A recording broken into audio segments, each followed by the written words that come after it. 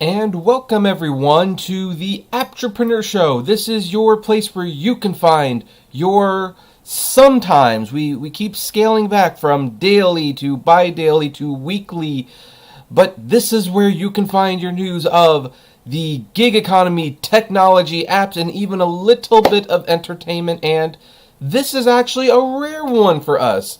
Not only has it been like a couple weeks since we've had an honest-to-God Apptrepreneur Show, but this has been a very long time since we've done it on a Saturday. So that's pretty cool if you ask me, that we actually have a little bit of time on Saturday to do this. Now, because it is Saturday and we all have things we want to do, it probably won't be super long. In fact, I've only got 2 topics, but they are 2 topics I wanted to discuss yesterday, but due to, well, life, let's just say it was life, I basically couldn't talk about them yesterday. Otherwise, these are topics I would have been on top of. Hi, Rideshare UK. How are you doing? Welcome to the Apptrepreneur Show. But hey, we're going to talk about them today, and they could not be absolutely worse back-to-back news for Uber. In fact, one would normally say that a company who had bad news like this back-to-back would probably be on their way out. Unfortunately, Uber is kind of like a little cockroach. No matter how much bad news comes their way, they just seem to just wriggle their way out of it. So, hey Moose, let us talk about the first topic.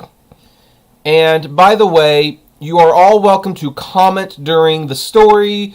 I will, of course, respond as best I can between the topics. And let's just, have a little fun on Saturday. But the first thing that happened is, remember how Uber in California lost in court by a judge that said that he believed that Uber and Lyft were violating California state law by not following AB 5. And he said all the drivers must be reclassified as employees. Well, Uber and Lyft appealed this, obviously, and there's that whole Prop 22 thing looming, which, let's be honest, they will probably win on that one, but you won't know unless you vote, so go vote. But anyway, Uber and Lyft appealed that decision, and the appeals court finds out Uber and Lyft likely violated California labor laws and are, again, insisting that drivers be reclassified as employees. So, here's what it says from NBC News. A California state appellate court on Thursday upheld a lower court's ruling that there was an overwhelming likelihood, not even a little likelihood, just an overwhelming likelihood, Uber and Lyft had misclassified their drivers as contractors rather than employees in violation of a landmark state law. The 74-page ruling, which was issued Thursday by the First Appellate District Court in San Francisco, affirmed the August preliminary injunction granted by Judge Ethan Schulman of the San Francisco County Superior Court. The ruling is unlikely to have any immediate effect on either company's service, given the ruling will be put on hold for at least 60 days, which is certainly long enough for them to find out whether or not Prop 22 passes or not. Uber and Lyft can still ask that the decision be reviewed by the California Supreme Court, which can decide whether or not to hear the case, and I can guarantee you they will do this. Lyft spokesperson Julie Wood said the company was considering all other legal options. Quote, this ruling makes it more urgent than ever for voters to stand with drivers. Yes, stand with drivers. Drivers aren't going to benefit that much if Prop 22 passes. They probably won't benefit that much if Prop 22 doesn't pass either, but at least in that scenario, Uber and Lyft don't get their way. She said in a statement referring to the November 3rd ballot. Uber offered a similar view. Today's ruling means that if voters don't say yes on Prop 22, rideshare drivers will be prevented from continuing to work as independent contractors, putting hundreds and thousands of Californians out of work and likely shutting down ride-sharing throughout much of the state. Oh, darn. That, $5 an hour that people are making. That $2.50 someone's going to make for that 5-minute ride. That's going to be put in jeopardy. Darn it.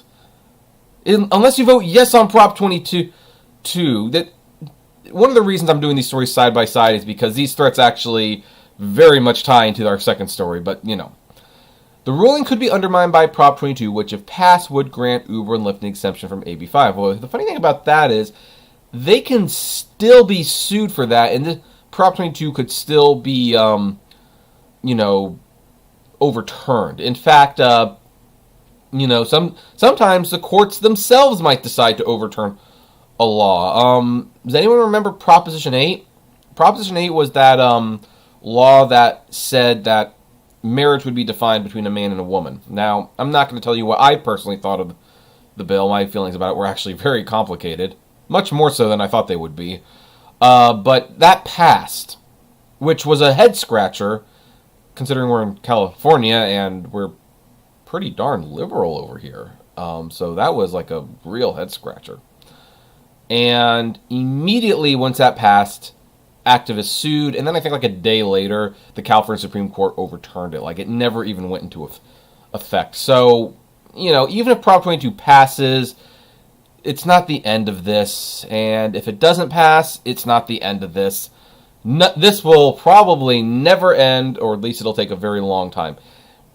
Anyway, San Francisco Attorney Dennis Herrera applauded the court's decision, says, "This decision makes it abundantly clear that Uber and Lyft have been breaking the law for years," he said in a statement. "The only thing radical and unprecedented is the scope of Uber and Lyft's misconduct. This is a victory for the people of California, for every driver who has been denied fair wages, paid sick days, and other benefits by these companies." The three-judge appellate panel was at TAS specifically with reviewing whether Judge Schulman's ruling was improper and concluded it was not. Schulman found the rideshare giants have likely run afoul of AB 5 and the 2018 Supreme Court decision upon which it is based. In that case known as Dynamics, workers are assumed to be employees unless all parts of a three-part test are met. The AB 5 law was drafted to enshrine this court decision to state law. By the way, Uber and Lyft also have been violating the law for a long time because, keep in mind, they were an illegal taxi service and basically operated as one until the laws basically just said, okay, whatever, everyone's using this already, which that seems kind of strange. I don't think that's a bad way for things to get legalized, but Now, I just realized something. I just realized that I actually forgot to update the chat. So people who are chatting right now aren't seeing their chats displayed. Let me see if I can fix that real quick. Because what's the point of, doing this? There we go. Got a little behind the scenes taste of what's happening. And hey, George and Moose, how are you doing? So there, you can kind of see a little how the magic works if you want. So anyway, this does not surprise me too much. I think the courts are officially getting sick of Uber and Lyft just walking all over them and saying that, hey, we are exempt from this. We are exempt from this. I mean, it's just it's pretty bad how transparent Uber and Lyft are. They'll basically say anything, and they're like the scummy little weasels that they would probably, if they were stuck between a rock and a hard place, if they were ruled too many times that they broke the law, they would probably say to the Supreme Court, well, Your Honor, let us explain why we broke the law. You see, we provided jobs, and we got drunk drivers off the road. So yeah, we broke the law, but I mean, isn't this a good reason to break the law? That's just what Uber's gonna be forever.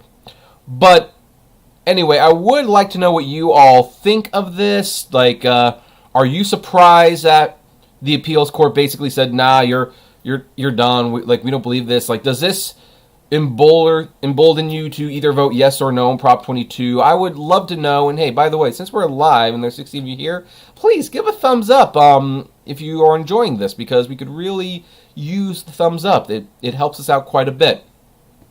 But here's the thing.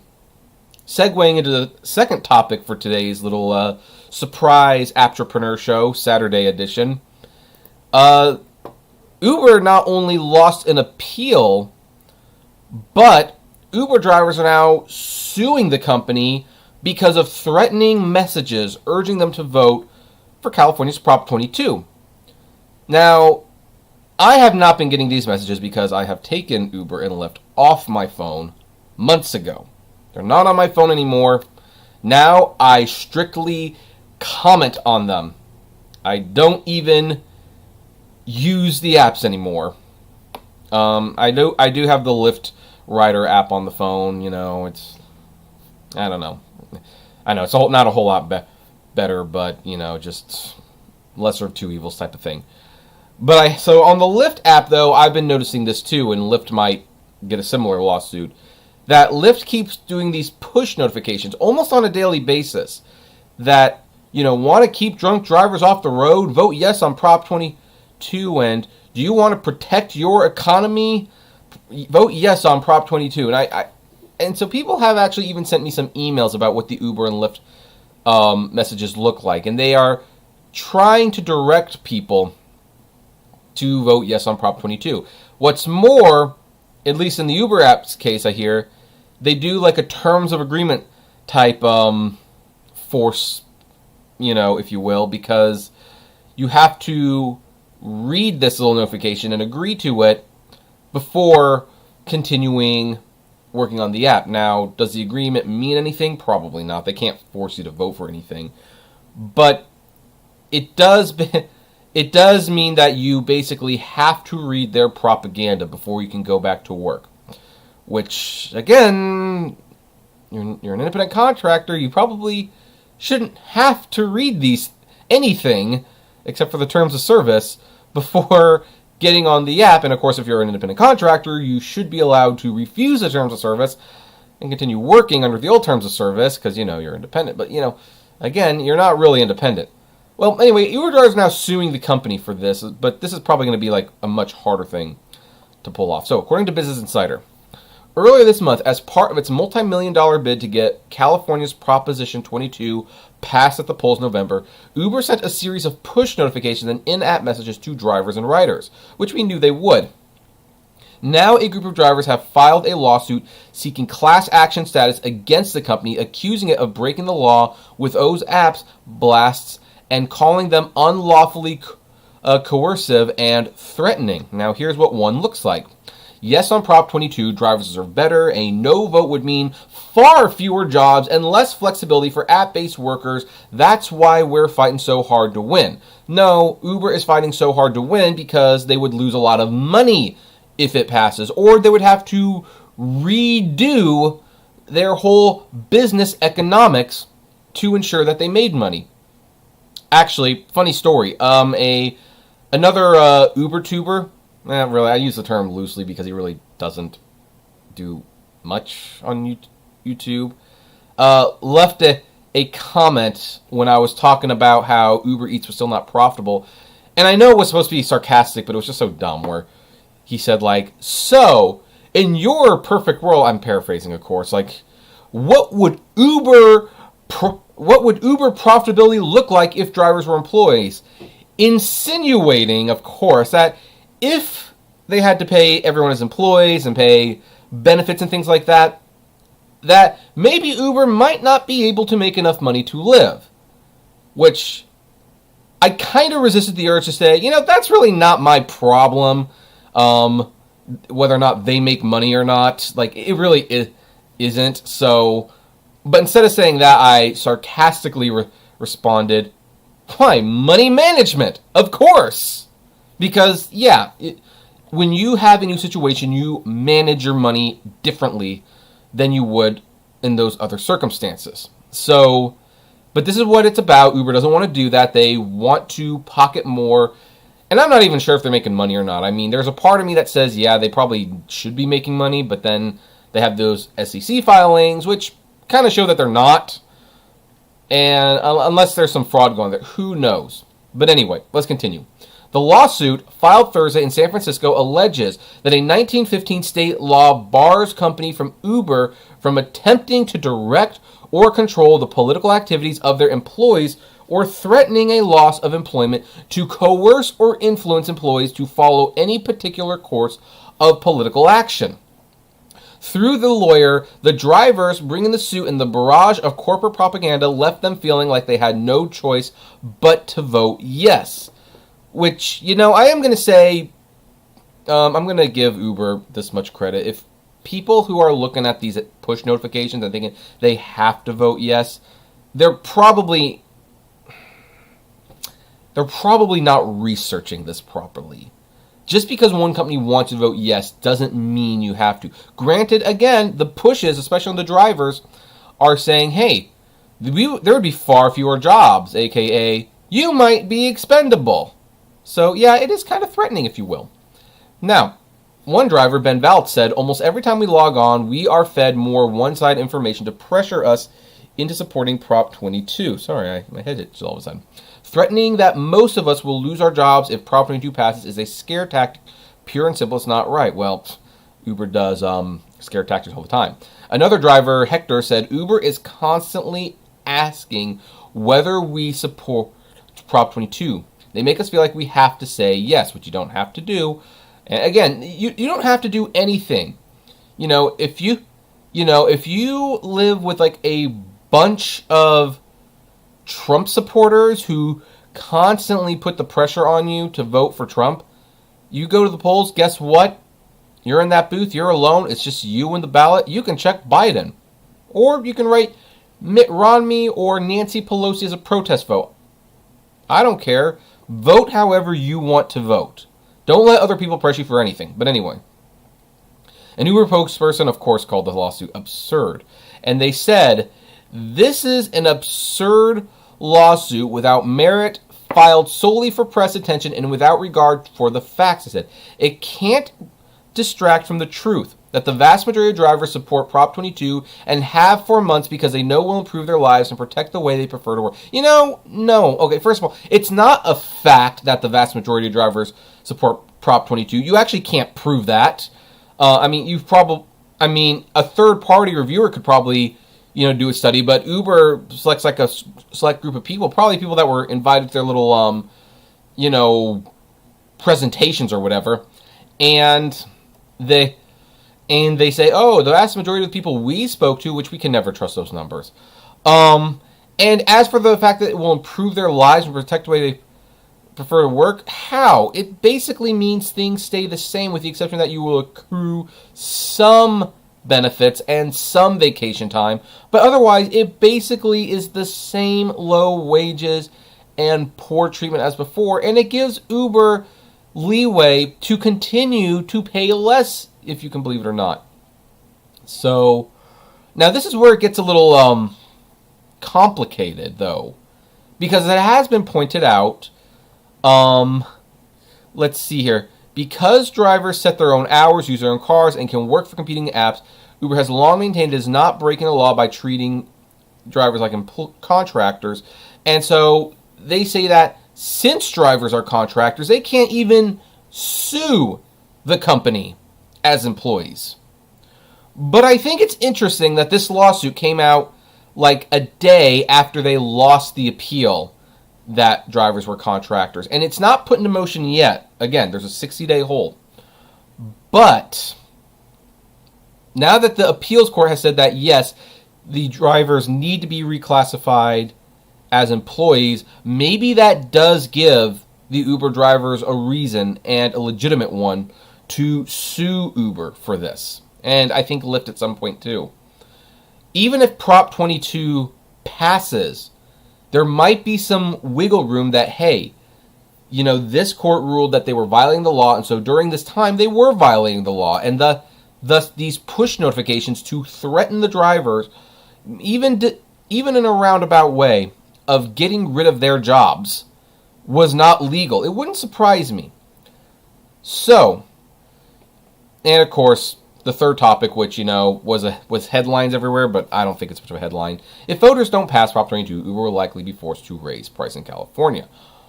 And prices would go up, we estimate, between 25 and over 100% depending what cities you are on. Oh no, you mean a $4 ride will turn into an $8 ride? Cry me a river. Anyway, the lawsuit is seeking a court order calling Uber's actions unlawful. George Warner, an attorney for Valadez, said it's unfortunate but perhaps not surprising that a company like Uber with a history of using strong-arm tactics would attempt to bully their drivers this way. If I were an Uber driver receiving these messages, I'd think that I'd better say yes, I support Prop 22, or the company might not offer me work. And that is exactly why California made it illegal for employers to manipulate employees and elections in this way. And yeah, again, there is some debate about whether or not the drivers are employees or not, but two courts now have actually said that they are. So it'll be very interesting to see if this lawsuit can proceed the way it is, even if Prop 22 passes. It's going to be very interesting to see. But anyway, I would like to know what you think about this. Have you been getting these messages, and do you think they are bully tactics? I would love to know. Comment below. Like, favorite, share, subscribe, and as always, flame responsibly.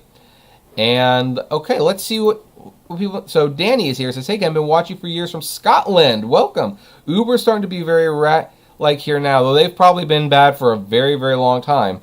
But, you know... Hey, Steve Curbs, how you doing? And Smooth says, related to this is the PRO Act. It passed the House back in February, I think. Hasn't passed the Senate yet. PRO Act has to do with protecting your right to organize. Yeah, I don't know what the PRO Act... Let me look up the PRO Act real quick. By the way, if anyone here hasn't given it a like, please do, because it helps us, and feel free to ask a question. So, let's see here. So let's look at what the PRO Act. We have this Washington Post article. House passes bill to rewrite labor laws and strengthen unions. Okay. One of the most significant bills to strengthen workers' abilities to organize in the past 80 years passed the House on Thursday, the latest sign of momentum for the labor movement. The Protecting the Right to Organize Act, known as the PRO Act, would amend some of the country's decades-old labor laws to give workers more power during disputes at work, add penalties for companies that retaliate against workers who organize, and grant some hundreds of thousands of workers collective bargaining rights they don't currently have. It would also weaken right-to-work laws in 27 states that allows employees to forego participating in and paying dues to unions. The House passed the bill with a vote of 224 to 194, mostly along party lines. The bill is unlikely to be taken up by the GOP-controlled Senate, as Republicans and business groups have argued forcefully against it, saying it would hurt employers, violate privacy rights, and be a major boon for national chains. Well, okay. So, yeah, I'm not surprised at all that this was not really taken up at the Senate, although I will say on the surface, I'd have to really look at the bill itself, because you never know what's in the bill until you read it, and boy, can those things be a pain to read, because they're usually big. But I agree with it on the surface. I think this whole right-to-work thing, I think that's created some major problems. Amazon certainly abuses it, so, you know. I think if enough employees come around and say, hey, we want to bargain for better conditions, then, you know, I think that should be discussed. They shouldn't just lose their job. So, yeah, no, I think that would be okay, but, you know, we'll see. Yeah, it's geared for gig workers. I could believe that it would be geared for gig workers as well. So, okay. So anyway, hey, does anyone else have any comments before we leave? Those were the two stories we had. So, it's fun to be doing this on Saturday again. This isn't going to become like a normal thing, by the way, but, you know, it was fun to do this at least once. So anyway, thank you for joining me on the Apptrepreneur show, and we'll try to do at least one episode a week. Maybe we'll go back to doing it Friday nights. So, you know, I think that would be fun. But anyway, for everyone else who tuned in, thank you for watching this whole thing after the fact. It's not too late to leave a comment or a like. I'd like to know what you think of these topics, and, you know, whether you vote yes or no on Prop 22, just make sure to go out and vote. Flame responsibly. Have a good one.